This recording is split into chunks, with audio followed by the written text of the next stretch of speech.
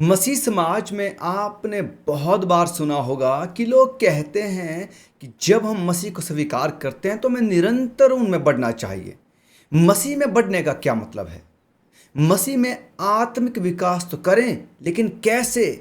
कैसे हम मसीह को स्वीकार करने के बाद अपना आत्मिक विकास कर सकते हैं? आइए इन सवालों पर बातचीत करते हैं। मेरे प्यारे साथियों, मेरे प्यारे दर्शकों, आप सभी को यीशु मसीह के मीठे और मधुर नाम में शालोम। और एक नए वीडियो के साथ जहां पर हम एक नए सवाल पर चर्चा करते हैं, मैं आप सभी का स्वागत करता हूं। और आज की इस वीडियो में हम एक नया सवाल लेकर आपके सामने हाजिर हैं। आपने अक्सर ये बात सुनी होगी कि बहुत सारे लोग कहते हैं कि जब हम मसीह को स्वीकार करते हैं तो हमें निरंतर मसीहत में बढ़ना चाहिए, हमें आत्मिक विकास में निरंतर बढ़ावा अपने आप को देना चाहिए। लेकिन सवाल हमेशा हमारे सामने ये आता है कि ठीक है, मैं आत्मिक विकास करना चाहता हूँ, लेकिन कैसे? कैसे मेरा आत्मिक विकास होता है? मैं कैसे मसीह में बढ़ सकता हूँ? मसीह में बढ़ने का अर्थ क्या है? कैसे मैं ये जानूं? तो आइए इन कुछ सवालों पर बातचीत करेंगे और देखेंगे कि परमेश्वर का वचन हमें मसीहत में यानी कि आत्मिक विकास करने के बारे में क्या कहते हैं। अगर हम देखें कि मसीह में बढ़ने का क्या अर्थ है, हम देखते हैं कि उद्धार परमेश्वर की ओर से दिया गया हमें एक मुफ्त उपहार है। ये हम पहले पढ़ चुके हैं। परमेश्वर ने हमें उद्धार का वो मुफ्त उपहार दिया है ताकि हम उसे स्वीकार कर सके। और जैसे हम उस उद्धार को स्वीकार करते हैं और जब हमने इसे एक बार स्वीकार कर लिया, तो अब हमें क्या करना है, ये बात, ये आगे अपने जीवन को कैसे चलाना है, ये बात आपकर मेरे सामने आ खड़ी होती है। और उसके बाद फिर सवाल ये कि लेकिन हम उसके बाद क्या करें? मैंने स्वीकार कर लिया है यीशु मसीह को अपने उद्धारकर्ता के रूप में, मैंने उस उद्धार को, जो मुफ्त उपहार, उसे स्वीकार कर लिया है। अब मुझे क्या करना है? तो उद्धार का आश्वासन मिलने के बाद हमारा जीवन कैसा होना चाहिए? क्या आपने कभी इस बारे में सोचा? क्या आपको कभी गौर करने का अवसर मिला कि यीशु मसीह को स्वीकार करने के बाद मैं क्या करूं, या मुझे क्या करना चाहिए, या मेरा जीवन कैसा होना चाहिए? आइए मैं आपके लिए पढ़ देता हूं दूसरा पतरस उसका 3 अध्याय उसकी 18 आयत। दूसरा पतरस उसका 3 अध्याय उसकी 18 आयत। पर हमारे प्रभु और उद्धारकर्ता प्रभु यीशु मसीह के अनुग्रह और पहचान में बढ़ते जाओ, उसकी महिमा अब भी हो और युगान युग होती रहे।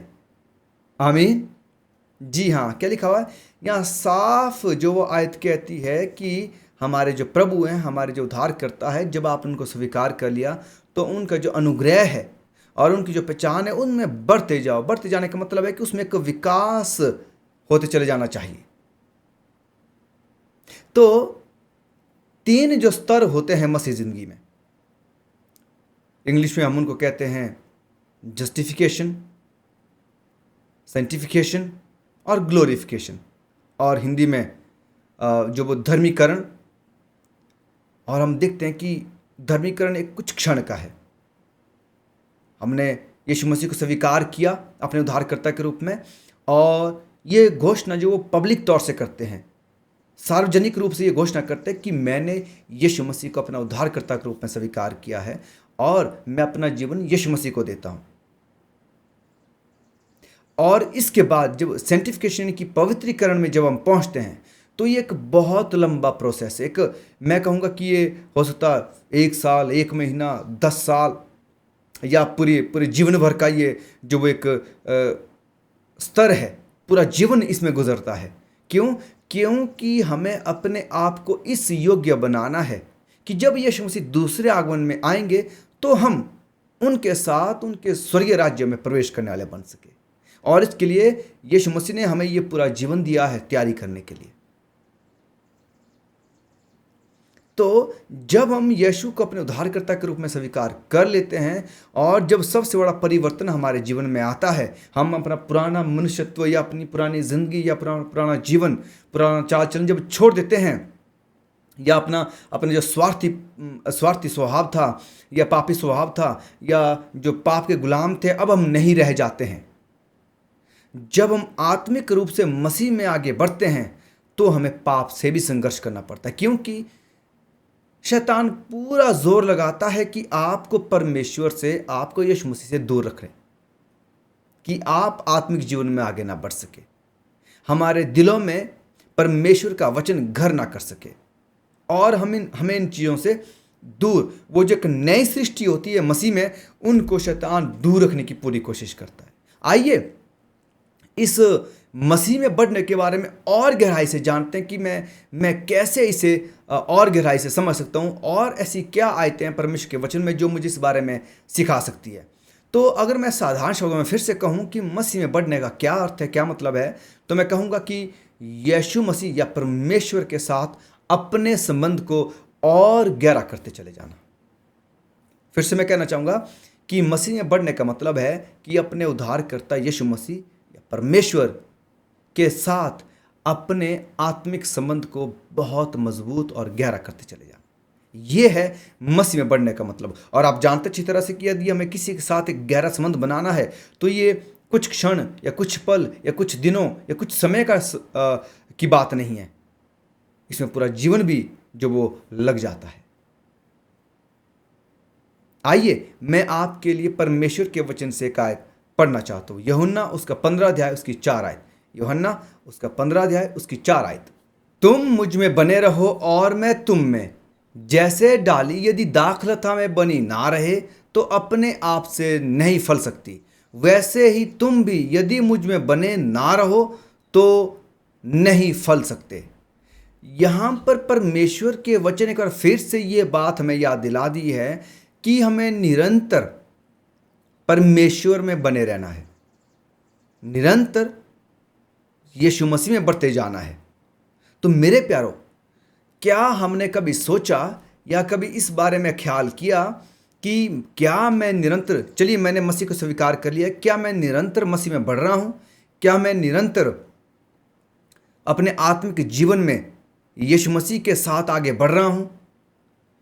और यीशु हमें उसी क्षण बचाते हैं जब हम उस पर अपना विश्वास दिखाते हैं कि यीशु, मैं आप पर विश्वास करता हूँ, आप मेरे उद्धार करता है, आप इस दुनिया के उद्धार करता है, आप ही हैं जो हमें बचा सकते हैं। जैसे मैंने ये विश्वास मसीह में दिखा दिया तो याद रखिए कि मैं उसी क्षण जो बचा लिया गया हूँ। बस अब मुझे क्या काम करना है कि उस स्वर्गीय राज्य के योग्य अपने जीवन को तैयार करना है।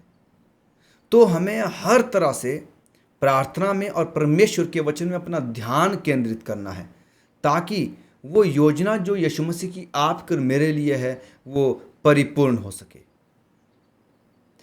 अब मैं आपसे एक उदाहरण के जरिए से बातचीत करना चाहता हूँ कि आप सोचें, एक मूल स्तर पर सोचें, आपकी मित्रता या दोस्ती के बारे में। आप किस स्थिति पर या किस बिंदु पर किसी को अपना दोस्त मानते हैं? कब ऐसा क्षण आता है कि आप किसी को अपना दोस्त मानने लगते हैं? आप उसमें ऐसा क्या देखते हैं या क्या सोचते हैं उसके बारे में कि मैं इस व्यक्ति को अच्छी तरह से जानता हूं, ये मेरा दोस्त है? सोचें इस बारे में कि कब मैं एक व्यक्ति को अपना दोस्त मानता हूं। क्या किसी के साथ मित्रता करने में कुछ हफ्ते लगते हैं या शायद इसमें कुछ महीने लग जाएं, या कुछ ऐसा है जिसमें आप सालों तक काम करते हैं ताकि किसी व्यक्ति के साथ आपकी मित्रता बहुत अच्छी हो सके। हम किसी के साथ सिर्फ एक बार बातचीत करने से या उसके साथ कुछ टाइम तक रहने से मित्र नहीं बन जाते, उसके बारे में सब कुछ नहीं जान लेते। ना ही हम यह उम्मीद कर सकते हैं कि यह व्यक्ति जो वो सबसे बेहतरीन व्यक्ति है, यह मेरी ज़िंदगी में सबसे अच्छा मित्र बना है। क्यों? क्योंकि आप उससे अभी ज़्यादा नहीं मिले हैं, आप उसे ज़्यादा नहीं जानते हैं। आप तब उसे ठीक ठाक से जान पाएंगे जब आप उनके साथ बहुत ज़्यादा समय बिताएंगे। यही सिद्धांत मसीह के साथ हमारी आत्मिक दोस्ती पर भी लागू होता है। क्या हफ्ते में एक बार चर्च जाना या उम्मीद करना कि हमारे रिश्ते को यह मजबूत करने के लिए काफ़ी है? क्या ये काफ़ी है? और हम कहेंगे नहीं, ये काफ़ी नहीं है कि मैं एक बार चर्च जाता हूं और ये मेरे लिए काफ़ी है। नहीं। या फिर यह निश्चित रूप से आपकी मदद कर सकता है कि आप जब चर्च जाते हैं तो परमेश्वर के साथ संबंध बनाने में यह मदद कर सकता है, पर यह काफ़ी नहीं है। ऐसे बहुत सारे कार्य हैं जिन्हें हमें करना है ताकि परमेश्वर के साथ एक हमारा गहरा संबंध हो सके, यीशु मसीह के साथ हमारे एक बहुत घनिष्ठ संबंध बन सके, और उसके लिए समय देना, उसके लिए उस पर्सन के साथ बातचीत करना, समय बिताना बहुत ज़रूरी है। यह अगली आयत आपको इस बात को समझने में पूरी तरह से मदद करेगी। यूहन्ना उसका 15 अध्याय की 5 आयत ये इस प्रकार से कहती है, मैं दाखलता हूँ, तुम डालियाँ हो, जो मुझ में बना रहता है और मैं उसमें, वो बहुत फल फलता है, क्योंकि मुझसे अलग होकर तुम कुछ भी नहीं कर सकते। मेरे प्यारो, इस बात ने साफ कर दिया, शायद ने साफ कर दिया कि हम जब तक हम यीशु मसीह में बने रहते हैं, हम फल ला सकते हैं। हम वो आत्मिक फल हम में हो सकते हैं, हम फलवंत हो सकते हैं, जिसके लिए बार बार यीशु मसीह कहते हैं कि हर एक मसीह को चाहिए कि वो फल लेकर आए। हमें फलवंत होना है, और हम एक उस डाली की तरह है। हम जैसे हम देखते हैं कि यीशु मसीह वो दाखलता है, हम उसकी शाखाएं, उसकी डालियां हैं, और अगर डाली एक पेड़ से अलग हो जाए तो क्या वो फल ला सकती है? नहीं, वो मुरझा जाएगी, सूख जाएगी, वो किसी काम की नहीं है। ठीक वैसे ही जब आप और मैं मसीह से अलग होते हैं, या हमने स्वीकार कर लिया है अब हम अपने अलग रह रहे हैं, तो याद रखिए कि हम भी सूख जाएंगे, ख़त्म हो जाएंगे। हम में वो मसीहत नहीं उभरेगी या नहीं बढ़ेगी। इसलिए ज़रूरी है कि आत्मिक विकास को करने के लिए हमें निरंतर मसीह के साथ जुड़े रहना है। अगर हम उनसे अलग हो गए तो याद रखिए कि हम कुछ भी नहीं कर सकते, हम कुछ भी नहीं कर सकते। और हर एक मसीह से यीशु मसीह यही गुजारिश करते हैं कि हम हर समय इसी कोशिश में रहें कि अपने आप को यीशु मसीह से जोड़े रख सकें, क्योंकि हमने उन्हें अपना उद्धारकर्ता स्वीकार किया है। वही सहकर्मी जो अपने आप को परेशान कर सकता है, आप भी अपने भाई बहन से ईर्ष्या कर सकते हैं। जो सब कुछ संभाल सकता है, आपको अभी भी उन्हीं पुरानी बुराइयों का विरोध करने में कठिनाई हो सकती है। कभी कभार आप निराश हो सकते हैं, आप निराशाजनक स्थिति में हो सकते हैं। कभी कभार आपको लगता है कि मैंने मसीह को ग्रहण किया है लेकिन मुझे वैसा जीवन नहीं मिल रहा है, या फिर मैं अपने आप को जो एक अलग सा महसूस कर रहा हूँ। ये बहुत सारी बातें अभी भी जीवन में आ सकती है, पर इसका मतलब ये नहीं है कि मैं मसीह में नहीं बढ़ रहा हूँ।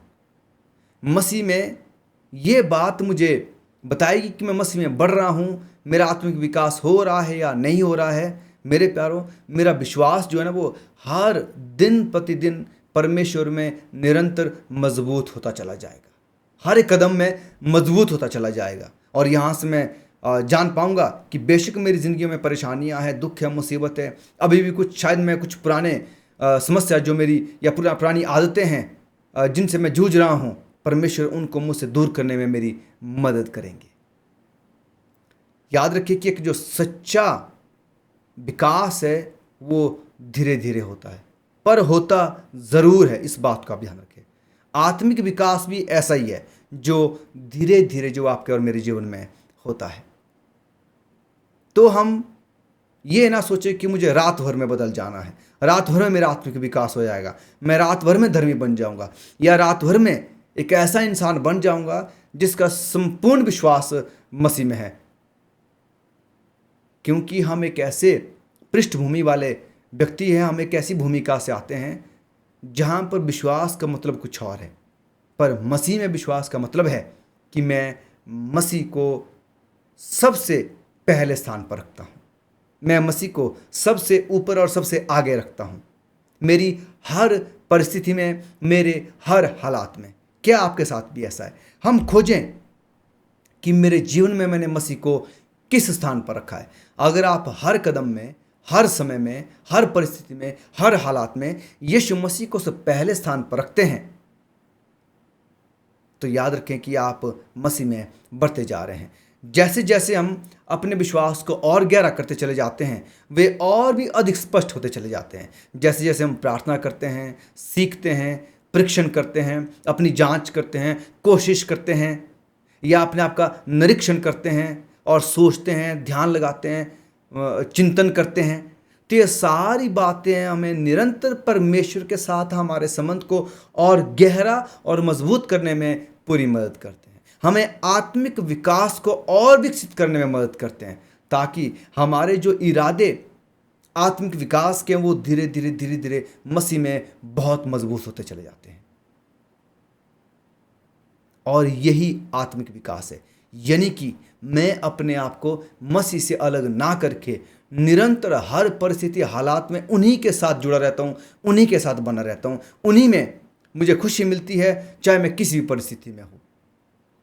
मैं जानता हूँ कि ये करना थोड़ा मुश्किल हो सकता है, पर मेरे प्यारो, एक व्यक्ति जिसने मसीह को, यीशु मसीह को अपना उद्धारकर्ता के रूप में स्वीकार किया है, उसके लिए बहुत ज़रूरी है कि वो अपने आप को कभी पीछे ना लेकर आए, अपने आप को कभी पीछे ना हटाए, चाहे कोई भी हालात या परिस्थितियां जिंदगी में आए। और हम स्वर्गीय राज्य में तभी प्रवेश कर सकेंगे जब हमारा एक आत्मिक विकास निरंतर होता चला जाएगा। तो इसलिए ये जो जीवन हमारे पास है, उस समय से जब से हमने मसीह को अपने उद्धारकर्ता के रूप में स्वीकार किया है, ठीक उस समय तक, जब तक हमारा जीवन है, जब तक हमारी सांस है, तब तक मेरे पास समय है कि मैं निरंतर अपने आप को मसीही या आत्मिक विकास में निरंतर बढ़ाता चला जाऊं।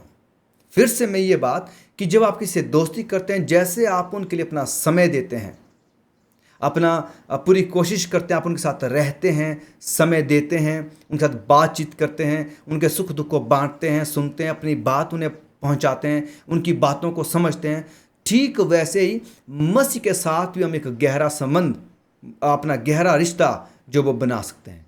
हम मसीह के साथ बातचीत करें, उनके साथ समय बिताएं, उनके साथ अलग स्थान पर जाएं, एकांत में रहें और उनकी बातों को सुने, यानी कि बाइबल अध्ययन के जरिए से उनसे बातचीत करें, प्रार्थना के जरिए से, ताकि एक गहरा संबंध हमारा हो सके और परमेश्वर मुझे जो तराशने का काम कर रहे हैं, परमेश्वर उसे कर सके, ताकि एक नया मनुष्यत्व मेरे अंदर से वो निखर कर आए, वो मनुष्यत्व जो पूरी तरह से परमेश्वर के लिए समर्पित हो।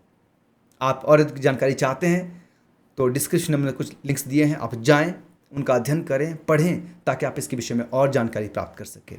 आप आशीषित हुए हैं तो ज़रूर इस वीडियो को दूसरों के साथ साझा करें, ताकि जैसे आप आशीषित हुए हैं वो भी आपकी तरह आशीषित हो सके और परमेश्वर के नाम की निरंतर महिमा कर सके। परमेश्वर की आशीष और परमेश्वर का साथ सर्वदा आपके साथ बना रहे।